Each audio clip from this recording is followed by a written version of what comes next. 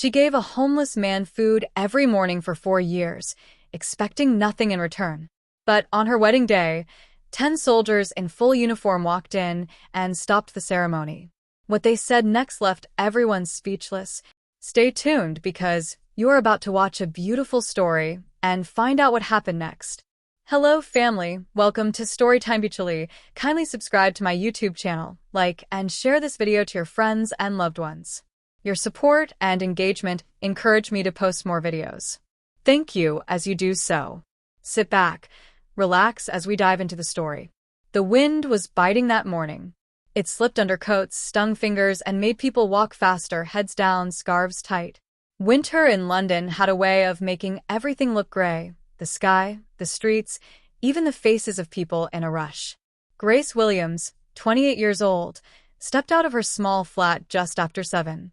She wore a long brown coat over her navy sweater and black skirt, and carried a paper bag in her hand.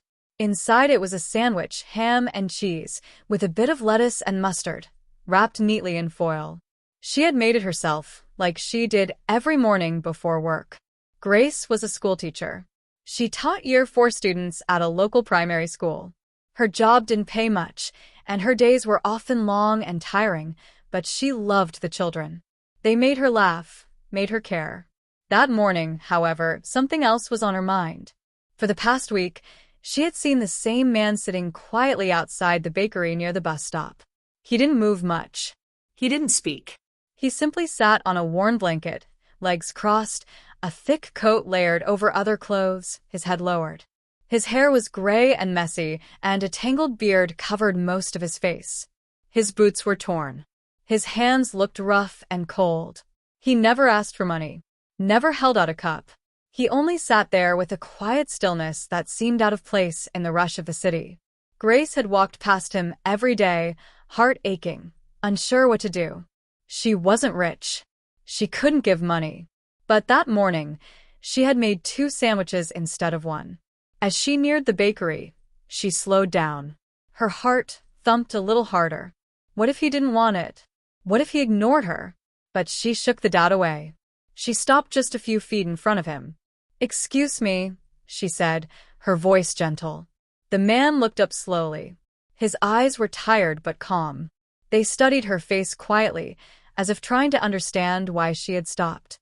"I'm Grace," she said, then held out the sandwich. "It's ham and cheese. I made it fresh. I thought you might like it."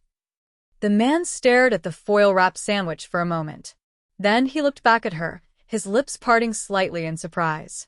"Thank you," he said softly. His voice was dry and cracked, like he hadn't spoken much lately. "I'm Henry." Grace smiled, relieved. "Nice to meet you, Henry." She didn't stay long. She didn't want to make him uncomfortable. She gave a little nod and walked onto the bus stop. But as she glanced back, she saw him slowly unwrap the sandwich and take a small bite. His hands were shaking. That day, Grace couldn't stop thinking about him. At school, she taught spelling and read stories with her class. But in the quiet moments, during lunch break, or while marking papers, her mind drifted back to the man with the shaking hands and sad eyes. That night, she made another sandwich. The next morning, she did the same. And again. Every day that week. Each morning, she would greet Henry with a soft "good morning" and hand him food. He would always look up with quiet gratitude and say, "Thank you, Grace." Some mornings they spoke for a minute. Nothing too personal. Just small things. About the weather. About the city. About how people walked by as if no one was there. Grace never asked why he was homeless. She didn't want to force him to speak about things he wasn't ready for. She just wanted to help, even in a small way. And Henry never asked her for more. He never asked for money. Never asked why she was helping him. He only took the food gently, as if it were something sacred. The days turned into weeks. Winter rolled into spring. And something quiet began to form between them. Not quite friendship, not quite silence. But something steady and human. Spring brought lighter mornings and blooming flowers along the pavements. The city began to shake off the cold. People walked with their coats open, and laughter started to return to the streets. But for Grace, her morning routine remained the same. Every day, before heading to school, she made an extra sandwich, sometimes with fruit or a cookie, if she could spare it. She wrapped it with care, placed it in a brown paper bag, and took it with her to the bus stop. Henry was always there, sitting on his folded blanket by the bakery wall. The bakery staff never bothered him. Perhaps they'd grown used to him, just as Grace had. Each morning, she would hand him the bag and greet him with a smile. Over time, their brief chats grew a little longer. "Looks like it might rain today," Grace said one morning. Henry looked up at the sky and gave a small nod. "Smells like it too," he replied, with a faint smile. "Thanks for the sandwich, Grace." He never said much more than that, but Grace didn't mind. She could tell Henry wasn't used to talking. His words were careful, chosen slowly. He often looked down while speaking, as if unsure whether he was allowed to hold a conversation. Still, he was polite. Thankful, gentle in the way he accepted things. That quiet humility touched Grace deeply. But while she gave, she also lost. Her savings grew smaller. Teaching didn't pay much. Some months, she skipped buying small treats for herself just to afford the extra meals. She stopped going out with friends as often. Instead of spending on coffee or clothes, she used the money to buy soup ingredients, bread, and fruits. Some days, she felt tired. Really tired. But she never let it stop her. One Saturday afternoon, Grace was sitting at a cafe with her best friend, Lily Parker. They had been friends since university. Both had studied education, though Lily now worked at a private school in the suburbs and drove a shiny red car. Grace stirred her tea absent-mindedly while Lily talked about her recent holiday in Spain. Suddenly, Lily paused and said, "You look tired, Grace. Everything okay?" Grace gave a small smile. "Just busy. School's been a little demanding." "You know," Lily said, leaning forward, "you're always giving, always helping. You should think about yourself more." Grace didn't answer right away. She didn't know how to explain it. Lily sipped her coffee. Then she said, "I heard from someone you've been feeding a homeless man every day. Is that true?" Grace nodded slowly. Yes. "His name is Henry." Lily frowned. "Grace, why? You barely have enough for yourself. What if he's not who you think? What if he's dangerous?" "He's not dangerous," Grace replied calmly. "He's just alone. He's kind. He's never asked for anything. I give him food because no one else does." Lily shook her head. "You're too soft. This city eats people alive, Grace. You need to think smart." But Grace didn't see it that way. To her, it wasn't about being smart. It was about being human. She couldn't walk past someone hungry and do nothing, even if it made things harder for her. A week later, it rained heavily. The sky was dark, and the streets were slick with water. Most people rushed by under umbrellas. Grace didn't have one. She wore her old coat and held the food bag close to her chest. As she reached the bakery corner, she stopped. Henry was not there. The spot was empty. Only a small puddle remained where his blanket used to be. Grace stood still, her heart sinking. She looked around. No one seemed to notice, no one seemed to care. She waited a few minutes, hoping he'd appear. But the rain kept falling, and the space remained empty. She walked to the bus stop, soaked and silent, the paper bag still in her hand. That night, she left the food outside her window, untouched. The next morning, Henry was back, soaking wet, with a torn umbrella over his lap. Grace ran up to him. "Where were you yesterday?" Henry looked up, surprised by her worry. "The shelter was handing out dry clothes," he said simply. "I stood in line. Took most of the day. Missed my spot." Grace sighed in relief.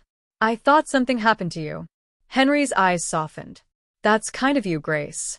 Most people wouldn't notice if I disappeared." Grace handed him the bag. "Well, I would."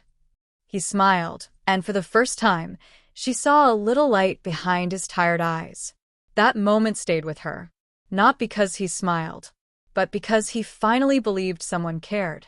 For years passed like pages turning in a book. Grace kept feeding Henry every day. Over time, their short talks grew longer. She learned that Henry had once been in the army, though he rarely spoke of it. He mentioned deserts, dusty roads, and waiting under the stars for orders that never came. Sometimes he would go quiet in the middle of a story, as if he had drifted into a memory too deep to return from. Grace never pushed for more. She listened when he spoke, and let silence fall when he didn't. Henry, in return, began to look stronger. His shoulders stood a little straighter. His words became clearer. There were days when he even made small jokes. Grace believed she saw life returning to him. One sunny afternoon in May, Grace was walking home from school when her phone rang. It was Thomas Miller, the kind, soft-spoken man she had met at a friend's dinner party the year before. Thomas was an electrician. He had quiet eyes and warm hands. Their relationship had started slow, weekend coffee, walks in the park, quiet dinners, but it had grown steady and honest. Grace felt safe with him. On the phone that day, his voice was nervous. "Can you meet me at the river?" he asked. Now. Grace laughed, surprised. "What's going on?" "Just come. Please." Grace changed out of her school clothes, slipped into a light dress, and walked to the riverbank where they often sat. Thomas was waiting there, holding a small blue box. Her heart skipped a beat. He went down on one knee, his hand trembling slightly. "Grace Williams," he said, smiling up at her, "you've shown me what love and kindness look like. Will you marry me?" Tears filled her eyes. She didn't hesitate. Yes. Of course, yes. He slipped the ring on her finger, and they embraced as the sun dipped below the horizon, painting the sky in gold. The months that followed were full of planning. The wedding was set for June, in a quiet garden just outside the city. Grace didn't want anything too big or too fancy. She wanted flowers, laughter, and the people she loved around her. She didn't tell Henry about the wedding right away. Not because she didn't want to, but because she didn't know how. How do you tell someone who's become part of your daily life, someone you've quietly cared for, that everything is about to change? One morning, as she handed Henry his sandwich and sat beside him, she said, "I'm getting married in June." Henry looked up, surprised. "Married?" She smiled. Yes. "His name is Thomas. He's kind. You'd like him." Henry gave a slow nod. "I'm happy for you, Grace. Truly." Then, after a moment of silence, he added, "You deserve to be loved." Grace touched his shoulder gently. "So do you, Henry." They sat there a little longer, just watching people walk by, and didn't say another word. The day of the wedding came quickly. It was warm, with a soft breeze in the air. Birds flew above the garden trees, and white chairs were lined neatly under flower arches. Grace wore a simple white gown with lace along the sleeves. Her hair was tied back with small pearl pins, and her smile lit up the garden. Lily, her maid of honor, stood beside her, fixing her veil and whispering jokes to make her laugh. Guests filled the seats, friends, family, teachers from her school. Music played softly as Thomas waited by the altar in a gray suit, eyes fixed on the path Grace would soon walk. The ceremony began. Grace stepped forward, her hand in her father's. Her heart beat fast, but steady. Every step felt like a step into something new and beautiful. The pastor began the vows. Then, just as Grace was about to speak, a quiet murmur spread through the crowd. She looked up. 10 men in army uniforms had just entered the garden. They walked slowly, in formation, tall, serious, each wearing medals across their chests. They looked out of place among the flowers and white chairs, but they moved with purpose. Gasps rose among the guests. Thomas turned, confused. Grace stood frozen. The soldiers stopped at the back row. Then, the tallest of them, a man with gray at his temples and firm eyes, stepped forward and said in a clear voice, "May we speak with Grace Williams?" Everyone turned to her. She stepped forward slowly, heart pounding. "Yes," she said, her voice shaking. "I'm Grace." The man saluted her. "We're here on behalf of Sergeant Henry Carter." Shocked silence fell over the garden. Grace's breath caught. "Henry," she whispered. The officer nodded. "Yes, ma'am. We have something to tell you." The garden was silent. Every guest had turned to look. The music had stopped. Even the breeze seemed to pause as Grace faced the tall army officer who stood before her in full uniform. His boots were polished, his hat tucked under one arm, and his voice was deep and respectful. "We're here on behalf of Sergeant Henry Carter," he said again, loud enough for all to hear. Grace blinked, confused. Henry Carter. The name felt strange and familiar at the same time. Henry had never told her his full name. He had never spoken much about his past. To her, he had simply been Henry, the quiet man at the corner, the one she brought sandwiches to every morning. The officer gave a small nod. "Yes, ma'am. Henry Carter served with us in the Army. He was a decorated soldier, a leader. But after a combat mission overseas, he was badly injured during an explosion. He survived, but with memory loss, hearing damage, and deep emotional trauma." Grace took a slow breath, trying to take it all in. Another soldier stepped forward, younger and holding a small envelope. The older officer continued. "For years, Henry was missing. No one knew where he was. He slipped through every system. No ID, no contact, no known address. He lived on the streets, lost in a mind full of broken memories." A chill ran through Grace. He had sat there every day, in the cold, in the rain, quiet, broken, and she had never known the weight of what he carried. "Then," the officer went on, "he met you." Grace's eyes widened. The younger soldier carefully handed her the envelope. On the front, in shaky handwriting, it said, "To Grace, the woman who saved me." Her hands trembled as she opened it. Inside was a handwritten letter. "Dear Grace, I hope you are reading this on the happiest day of your life. I wish I could be there, but I thought it best to stay away. A man like me shouldn't cast a shadow on such a bright day. I don't know if you ever truly understood what you did for me. For 4 years, you brought me food. But more than that, you brought me dignity. Every time you stopped to speak with me, you reminded me that I was still human, still worthy of kindness. When I met you, I didn't remember who I was. My name, my past, all of it was lost in a fog of pain and silence. But your voice became the first clear thing in that fog. I started to remember." Slowly. "A place, a name, a uniform. I found a veteran shelter. They helped me find the rest. And with their help, I finally reconnected with the Army.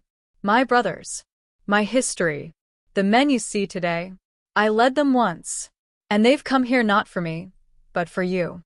Because they know that if it weren't for you, I'd still be out there, forgotten. You gave me life again, Grace. And I'll spend the rest of mine living it with gratitude, with respect and endless thanks. Henry Carter." Tears slipped down Grace's cheeks as she finished reading. Around her, there was no sound, only emotion. A few guests quietly wiped their own eyes. Thomas stepped beside her and gently held her hand. The officer saluted once more. "We came here to honor you, Grace. Not just as a bride, but as a hero. You may not wear a uniform, but you've done what many couldn't. You saw a soldier who was lost, and you brought him home." One by one, the 10 soldiers stood at attention. Then, each one raised a hand and saluted her. Not as a formality, but as a deep sign of respect. Grace stood still, overcome with emotion, holding Henry's letter to her chest. She looked at the men before her, strong, proud, alive, and realized they were part of Henry's story. Part of the life she had unknowingly helped him return to. And on her wedding day, she understood something simple but powerful. Love doesn't always come with big acts. Sometimes it comes in quiet moments like offering food to someone others don't even see. The air in the garden was thick with emotion. For a moment, no one moved. The 10 uniformed men still stood in a straight line, their hands lowered after the salute, their faces solemn but proud. Grace slowly looked at each of them, their sharp uniforms, the polished metals, the quiet strength in their eyes.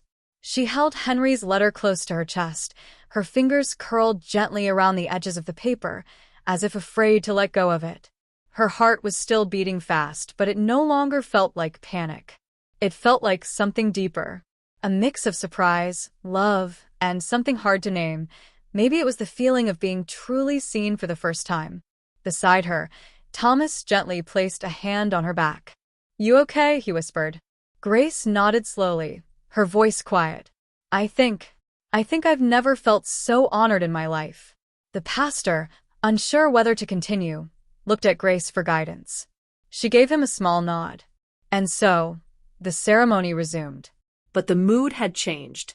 What had started as a simple garden wedding had now become something greater, a celebration not just of love between two people, but of kindness, sacrifice, and the quiet acts that ripple far beyond what anyone sees.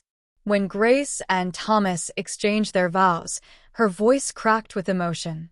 I promise to love you, to stand by you, and to walk through this life with an open heart. Just as someone once stood by a man who had nothing and helped him remember who he was. Her words brought tears to many eyes. Even one of the soldiers looked away, blinking rapidly. When the ceremony ended, the guests stood to applaud, not just for the newlyweds, but for everything that had just unfolded.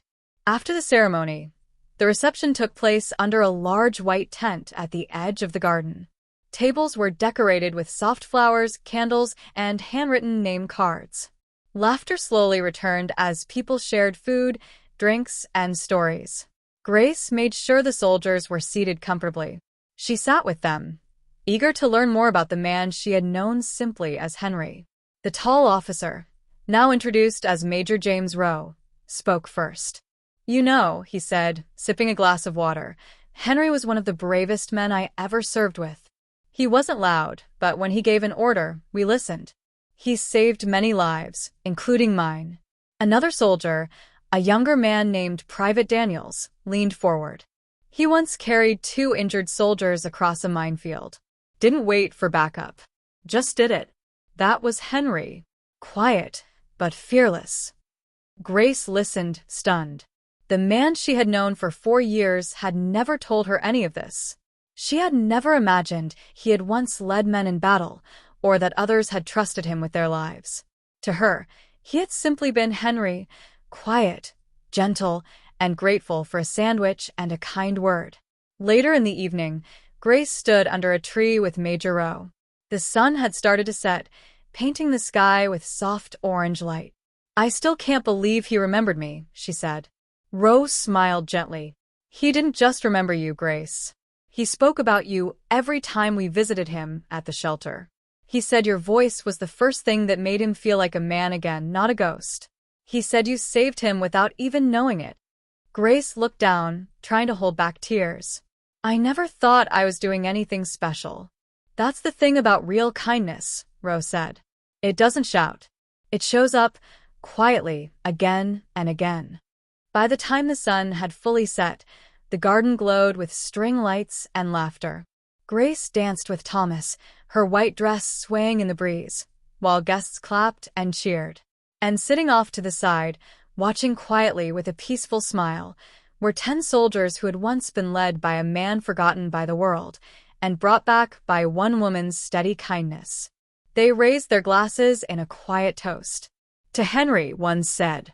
To Grace, another added. And in that moment, Grace knew something deep in her heart. You don't need to save the world to change it. Sometimes, all it takes is seeing someone no one else sees and choosing, day after day, to care. 2 weeks had passed since the wedding, but Grace still thought about that day every morning when she opened her eyes. The white flowers, the vows, the applause. The 10 soldiers in uniform, standing tall. And most of all, Henry's letter, written in shaky handwriting, yet full of strength and truth. She had read it many times since. Each time it brought fresh tears to her eyes. But not sad tears, grateful ones. Henry had not come to the wedding, just as he'd written. He had chosen to stay away, not to steal the spotlight. But he had sensed something far more meaningful than his presence, his story, his thanks, and a piece of himself that Grace would carry forever. And yet, a part of her still felt unfinished. She wanted to see him again. Not at the corner of a bakery, or sitting on a cold blanket. She wanted to see him standing tall, living his life, truly alive. So that Saturday morning, Grace and Thomas packed a small picnic basket with sandwiches, fruit, and a warm apple pie that Grace had baked herself. They drove out of the city, through quiet roads and rolling hills, until they reached a small brick building with a wooden sign at the gate that read, Maplefield Veterans Home. Grace's heart beat faster as they parked the car. The gardens outside were full of roses and benches. A few men in uniform sat under trees, reading or chatting. Everything looked peaceful, like a place made for healing. She walked slowly toward the entrance with Thomas beside her, carrying the basket. A staff member met them at the door. "We're here to see Henry Carter," Grace said, a little breathless. The woman smiled warmly. "He's been expecting you." They found Henry sitting under a large oak tree at the back of the garden, watching the breeze move through the leaves. He was dressed in a clean blue shirt and gray trousers. His beard was trimmed. His hair was short and neat. And when he looked up at Grace, his eyes lit up with quiet joy. "Grace," he said softly, standing to his feet. She walked straight to him and hugged him tightly. For the first time in 4 years, she didn't have to bend down to hand him a sandwich. She simply held him, tears in her eyes, heart full. "You look well," she whispered. Henry chuckled. "I feel like myself again." Thomas stepped forward and shook his hand. "I've heard a lot about you." Henry smiled. "And I've heard about you. Congratulations." "Thank you," Thomas replied. "But I think the real congratulations belong to you." They sat together under the tree and shared the picnic. Grace told him all about the wedding, the music, the laughter, the 10 soldiers who had surprised her. Henry listened with a smile that never left his face. "I never thought I'd come this far," he said at one point. "There were days I didn't think I'd make it to the next morning. But you gave me a reason. You didn't know it, but you reminded me I was still a person." Grace reached over and touched his hand. "You always were. The world just forgot. I didn't." A long silence passed between them, comfortable and full of meaning. As the sun began to lower in the sky, painting the garden in golden light, Henry stood up and walked a few steps ahead. He turned back to look at them. "You know," he said, "I used to think I'd die on a bench in the cold, that I'd be forgotten. But now I have a bed, 3 meals a day, and people like you who care." He looked down for a second, then back up. "I think I'd like to volunteer here," he added. "Help new veterans when they come in. Talk to the ones who don't speak much. Maybe I can be to them what you were to me." Grace's eyes filled again. "That would be perfect, Henry," she said. "Truly perfect." That evening, as they said goodbye, Henry hugged them both. His grip was strong, no longer shaky. "Thank you, Grace," he said again, quietly. "You saved me." Grace smiled through tears. "No, Henry." "You saved yourself.